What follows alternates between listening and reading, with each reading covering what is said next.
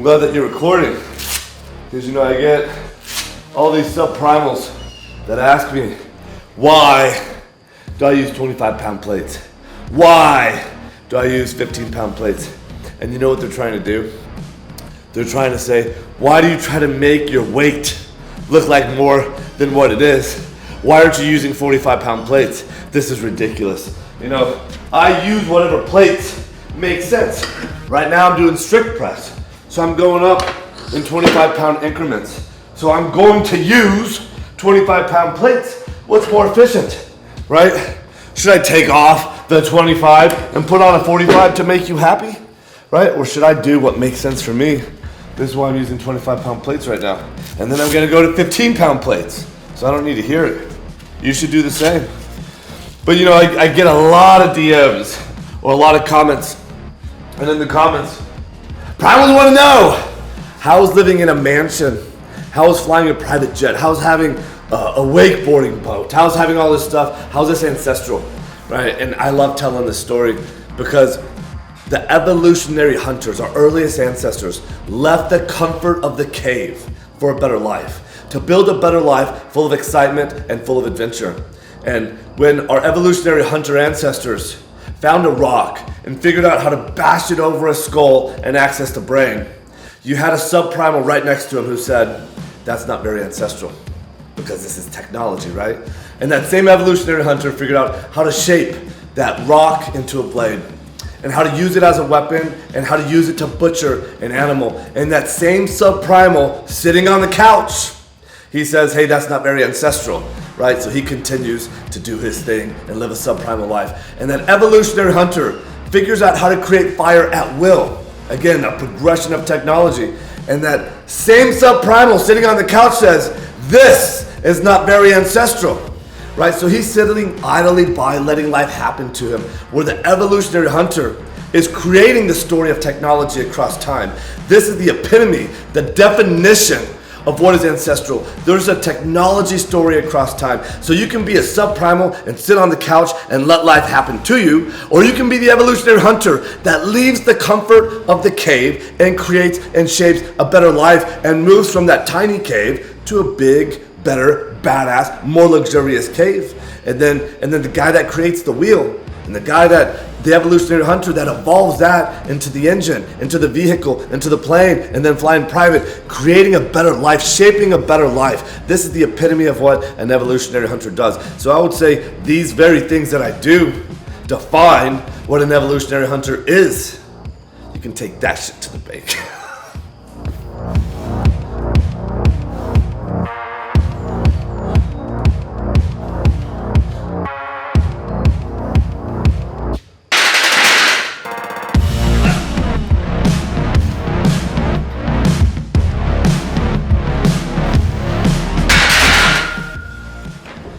Got one more set here, and then we'll move on. So Jeff, have you seen any of the new interviews with GQ or the Build one that came out yesterday? I have not yet. Oh, it's great. For some reason, everyone keeps asking me, Liver King, why men are so soft today. Why are men such pussies today? And I'm like, not sure exactly why you're asking Liver King, but I'll take a stab at this. I can tell you what I think to be true. And here's the deal. Hard times make strong men, but there's no requirement for hard times anymore, right? If our early ancestors were hungry, we had to go on a hunt, which might take days or at least several hours, at least several miles.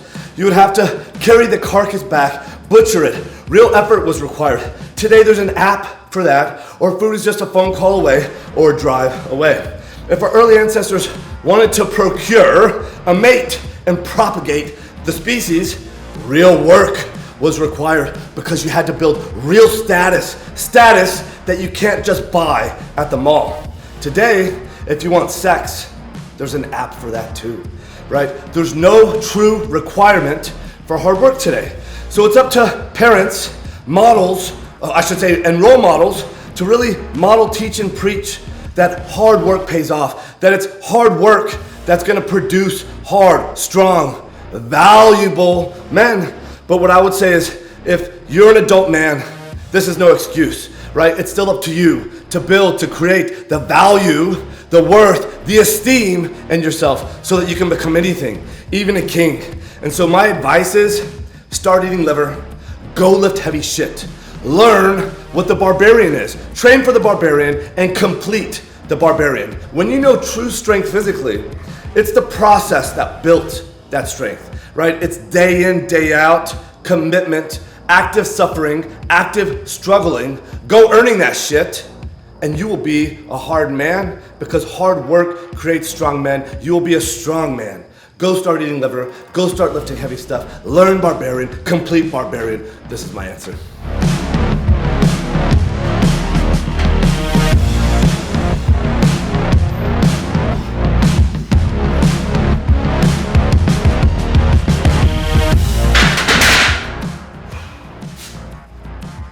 You know what I get a lot of DMs of? What's Liver King's morning routine? I don't know who made the morning routine popular.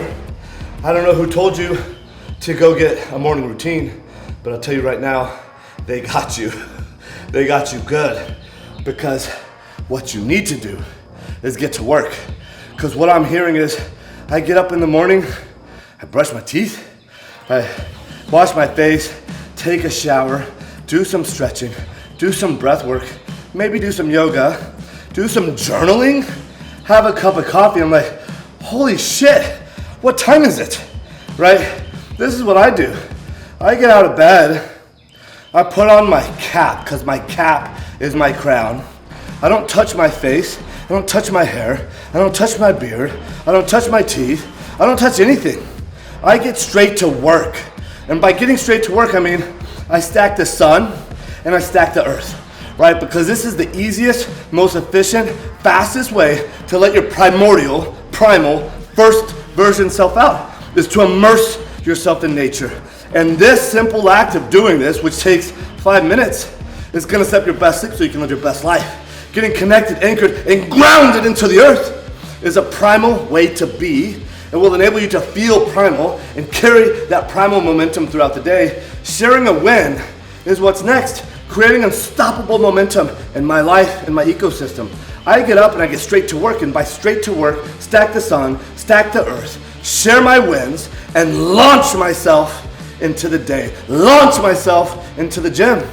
This is what I call my morning routine, is get to work, go earn that shit. You ever heard people say, work smarter, not harder? Right? This is like the thing people say. And I'm like, oh, they fucking got you good, man. They got you. Because now you're putting in the minimum work requirement to get it done. You think you're being so smart? You're putting in the minimum work requirement to get it done. And guess what? You're barely getting it done. You're barely getting by. This is why 80% of the population lives paycheck to paycheck, and a huge chunk of them think that, oh, I got it done. I work smarter, not harder today. What we need to be doing is working harder. You know, we got an effort disparity problem today.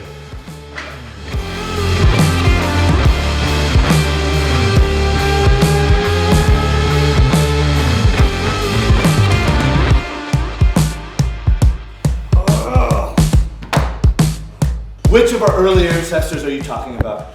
Have you seen that? Yeah. It's, the people will ask, no, I'm not even joking, they're like, which ancestors are you talking about? Because those aren't my ancestors. This is what they're saying. Some of them pretend, they disguise it with the illusion, hey, I'm really intellectually wanting to know which ancestors you're talking about. Most people are at least a little bit more manly and say, which ancestors are you talking about? Because we don't share the same ancestral lineage. Right? And this is all just more bullshit, more excuses. Them wanting to pick a fight from the couch is what they're doing. Right? So GQ asked me that question. And I'm like, oh, you're asking me this question. Let me tell you why people ask this question. Right? Because they're really trying to ask a divisive question. But we all come from the same fucking people group. You go far enough back, we all come from the same people group. We all breathe from the same body of air. Right? We all drink from the same body of water. We're all nourished and nurtured from the life-giving forces from the sun. We all share the strikingly similar DNA, right? And all of us require these elements. Even other mammals, not even the same species, right? The 9 ancestral tenets to express our highest and most dominant form. And you want to ask me which ancestors? And you know what these people are hoping that I'm going to say is I'm talking about 100 years ago. I'm talking about 200 years ago, 500 years ago, 1,000 years ago. It's like, these are our recent, very recent ancestors. We're talking about going back 2.5, 3.3 million years in time, right? And they're just wrapped up in what happened yesterday, right? This cracks me up when people ask that question, because it's like, I know what you're doing. I got a new question that I haven't been asked, and this is how and then she also got me pretty good on like she said, you know, you talk really highly about these women in your life. Diane Rome was a huge mentor of mine. My mom, you know, taught me how to compete like nobody's business. I told you guys about my mom. You know, my wife, Liver Queen, you know, like, I was already really a strong man. I was good at being a man when I met her. I was definitely not a good man. I was good at being a man, right? I embodied those values: strength, courage, mastery, and honor. Honor to another fucking like honor group of men, right? I was good at being a man, but I did not have any of like, I didn't have like values of like integrity or generosity or honesty, you know, like, I was definitely not a good man. But the minute I met Barbara, I was like, I gotta fucking be a good man, because she'll see right through me, and then I won't have her. And so I was telling her that, she's like, you know, you seem to have a lot of women mentors in your life. And I said, who the fuck cares if it's a man or a woman? She tried to get me, she tried to pin me. She's like, you seem to have had a lot of women mentors in your life, but you talk a whole lot about like, you know, men being soft today and like wanting to promote this masculine. And I said, I think you're mixing up my message a little bit. I said, it doesn't matter if it was a man or woman. We have an obligation when you have a growth mindset to learn from anyone and everyone you come in contact with, irrespective of it being a man or woman. They've taught me a whole lot to be a better person.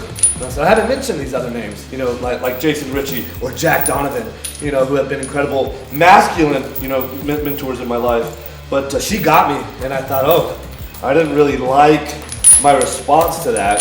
So I went and I worked on my response to that, because then she said, you have fight for men, what do you have for women?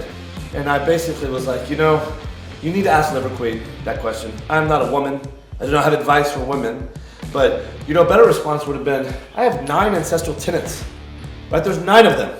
They're all women friendly, right? All 9 are women friendly. Even fight is specific for men, like men involved hunting, fighting, struggling, persevering, overcoming, and winning, right? But women still need to fight for something, but what they're hardwired to fight for, right, is to nurture, to caretake, to express compassion, the values that make us good, right? And if we attract our complementary opposite, well, this is a requirement, right? Is that it's a requirement for me to express my highest and most dominant form as a traditional man, to hunt, to protect, to build, to persevere, to win. She needs to know in a dark alley, I'm gonna be able to protect her. I have the ability, the strength to protect her. And as a metaphor with everything that happens in life, right? If financially we get taken down, I have the strength, the wherewithal to protect her, irrespective of the situation that we're put in. And I need to know that she's my complementary opposite, right? And that she's gonna be nurturing us, and that she's gonna express that compassion for the whole house.